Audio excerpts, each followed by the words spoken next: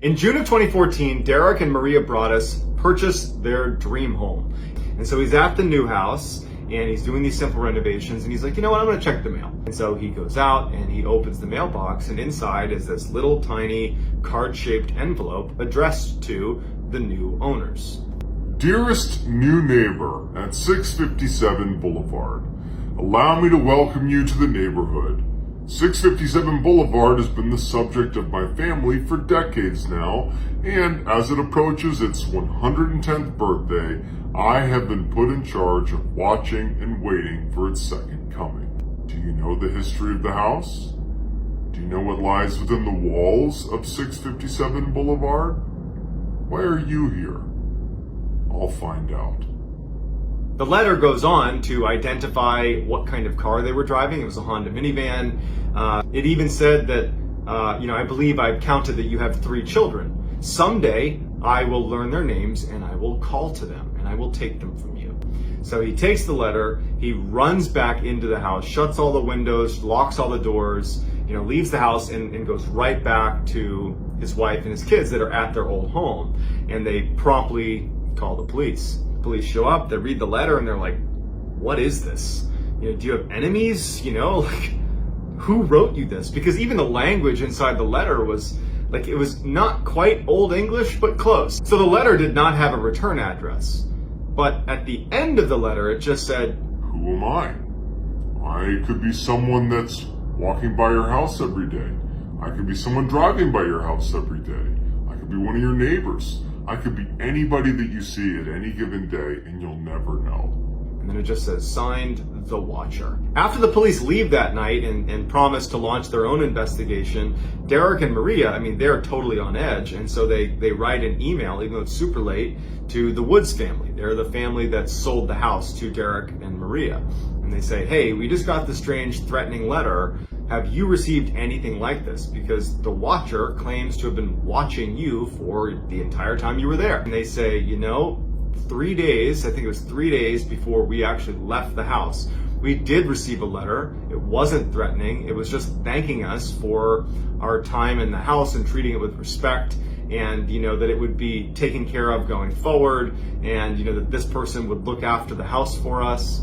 And it was signed The Watcher. But to be honest, we didn't think much of it. We crumpled it up and threw it away. About 2 weeks after that letter was found, Maria is there with the kids and she gets to the new house and she sees there's a letter from The Watcher, the same envelope, same writing on the outside. And so she immediately calls the police even before she reads it.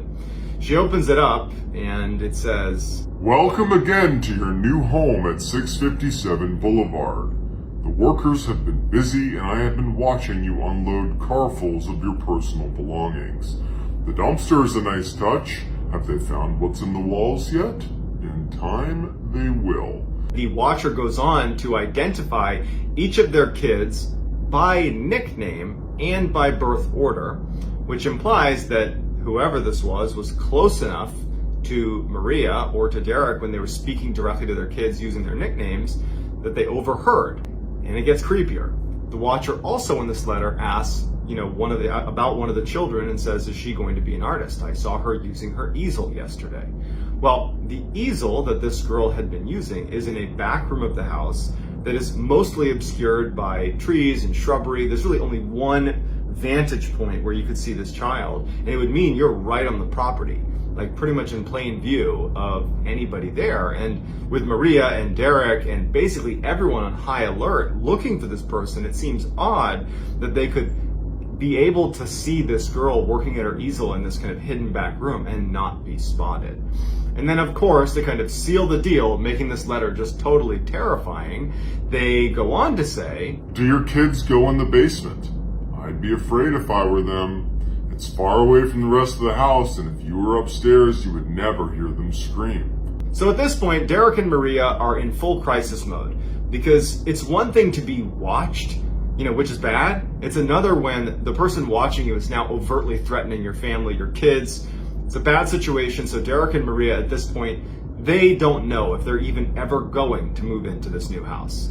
At one point between the first letter and third letter, Derek was speaking with John Schmidt, who lived 2 doors down from their new property on Boulevard. And John was saying that Derek ought to look into the Langfords. It was a family that lived right next to their new house, kind of a little bit of a strange family. It was a 90-something-year-old mother and her adult children who lived with her, who were all in their 60s.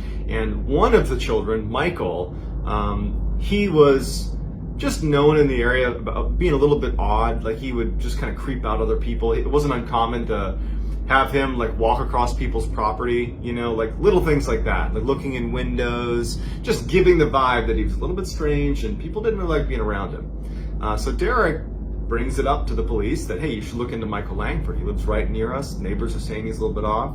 The police were like, actually, he was the first person we talked to. We brought him in, we questioned him, he denied it, we have no evidence tying him to it, and we just don't think it's him.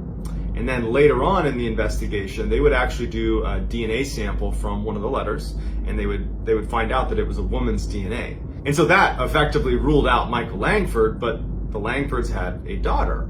And so they decided maybe it could be her. And so they actually got a water bottle from her that they found, and they tested that, and it wasn't a match. So the Langfords were ruled out. Derek is growing increasingly more paranoid and angry.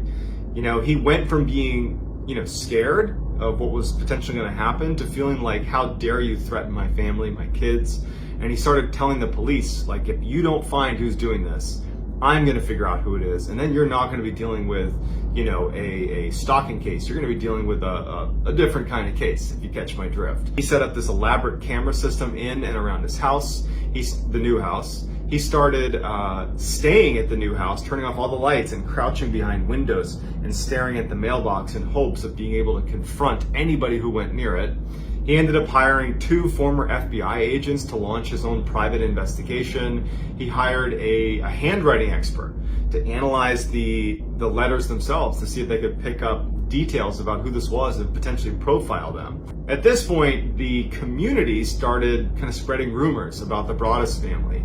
People believed that the reason they weren't moving into this beautiful new home was, they were getting a divorce, or they had some legal problems. The letters and what was going on with these letters, that was not widely known. There was speculation about it, but no one really knew for sure. So Derek and Maria kind of gradually became pariahs, and they ultimately decided that they're just going to sell this house, this new house they purchased, because they need the money. They've tied up a lot of money in it, and they feel like, we'll sell the house and we'll move on. So they put $100K in, and no one bid. They lower the price, no one bid. They continued to lower the price to where it was like a full-blown deficit. Still, no one made an offer, so it sat vacant. At this point, Maria and Derek turned their frustration towards the previous owners, because as I mentioned earlier, they had received a letter from the Watcher.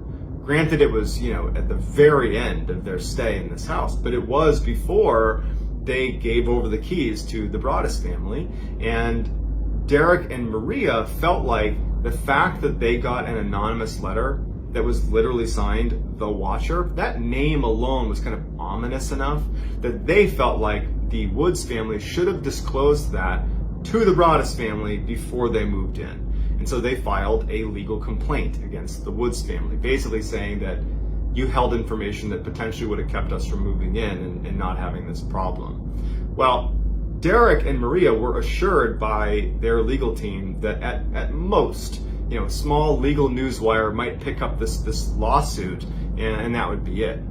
But the story, it got picked up by a number of outlets. The fact that they were filing a complaint against the previous owners over basically a stalker. And all of a sudden, they were all over the news. The Broaddus family had over 300 media requests. There were TV stations and news stations camped out on the front lawn. Everybody wanted to know what's going on with this bizarre, Watcher. It became this huge thing. And so for Derek and Maria and their family, they had to vacate Westfield because it was basically not only unsafe because they were being watched by this phantom menace, but now they couldn't escape the media pressure and all the speculation from their nosy neighbors. It was just a total train wreck. Finally, the Broaddus family got some good news, literally years after this first letter is sent and they tied up all their money in this new house.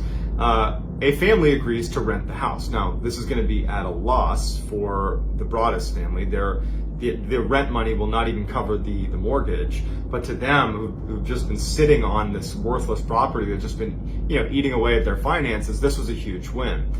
The Broaddus family, they put into the contract with this new family that, hey, you know what's going on here with the watcher. If you get another letter, you're able to renege on this contract. And so the new family moves in, and 2 weeks into being there, what do you think happens? Another letter shows up. You wonder who the watcher is. Turn around, idiots. Maybe you even spoke to me, one of the so-called neighbors who has no idea who the watcher could be. Or maybe you do know and are too scared to tell anyone. My soldiers of the boulevard followed my orders to a T. They carried out their mission and they saved the soul of 657 Boulevard with my orders. All hail the watcher. The renter was also mentioned in this letter and was definitely spooked. But they decide that they're still willing to stick around because they knew going in this could happen. They just asked that the Broaddus family install even more cameras. And so they did that, they installed more cameras, and they decided to stay.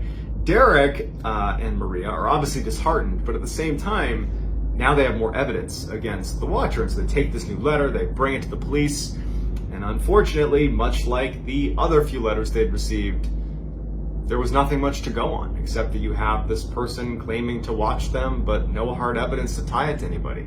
So once again, they got nowhere. After renting this house out for a while to this family at a deficit, the Broaddus family in 2019 finally decide to just sell the house at a $400,000 deficit. It was just a huge nightmare, and at this point they were willing to pay $400,000 to get rid of it. Before they sold it, they received one more letter, and this is what it said. You are despised by the house, and the watcher won. Despite the investigation by police and the unofficial investigation by Derek's private investigators, we are not anywhere closer to figuring out who the watcher is or what's hidden in the walls. It's all still a huge mystery. Many people have speculated that the Broaddus family, that Derek specifically, was probably the person who wrote the letters, because in fact, he would later admit that he wrote a number of anonymous letters to people in the community that had been bad-mouthing he and his family. But he said it was purely out of frustration. I wanted to scare them and make them, feel what it was like to have the watcher watching them. But he said, this whole situation has really devastated them financially and emotionally, and kind of ruined their ability to stay in the town that they loved so much. So it just the angle that he stood to benefit from this, it's not a very good theory in my opinion. In addition, recently Netflix bought the rights to their story. But if Derek and his family had said, what we're going to do is we're going to set up this elaborate mystery around ourselves for years in order to secure movie rights, you'd be putting your kids through something so traumatic. And so the idea of having your kids have to live with the fear of being attacked and getting bullied at school because, everybody talks in these communities, that seems far-fetched too. It remains to be seen who the watcher is, but to this day, it remains a mystery.